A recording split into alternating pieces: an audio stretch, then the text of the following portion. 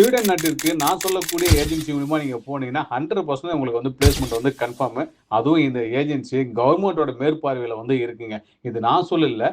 Swedish கவர்மெண்ட்ல இருக்கக்கூடிய official public employment service and ministry of employment கீழ வரக்கூடிய கவர்மெண்ட் ஏஜென்சி ஸ்வீடிஷ் பார்லிமெண்ட் மேண்டேட்ல ஆப்பரேட் பண்றாங்க.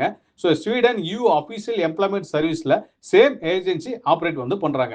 இதுல போர்ட்டல் 1 போர்ட்டல் 2ன்னு 2 வந்து இருக்கு. இதுல 3ல ஒரு பகுதி வேலைவாய்ப்பு அதிகமா இருக்கிறதாகவும், அதாவது டிமாண்டா இருக்கிறதா வந்து சொல்லியிருக்காங்க. அதுவும் நார்த்தன் ஸ்வீடன்ல அதிகமான ஆப்பர்ச்சுனிட்டி இருக்கிறதா வந்து சொல்லியிருக்காங்க. ஐடி, ஹெல்த் கேர், இன்ஜினியரிங், கன்ஸ்ட்ரக்ஷன்ல வந்து பாத்தீங்கன்னா டாப் ஷார்டேஜ் இருக்கக்கூடிய லிஸ்டா வந்து கொடுத்துருக்காங்க. அது இல்லாம இந்த ஏஜென்சி மூலியமா நீங்க டைரக்டா வந்து வெபினார்ல வந்து நீங்க கண்டக்ட் பண்ணி அது மூலியமா உங்களோட டவுட்ஸை வந்து நீங்க கேட்டுக்கிறதுக்கான ஆப்ஷன்ஸும் வந்து இதுல வந்து கொடுத்துருக்காங்க.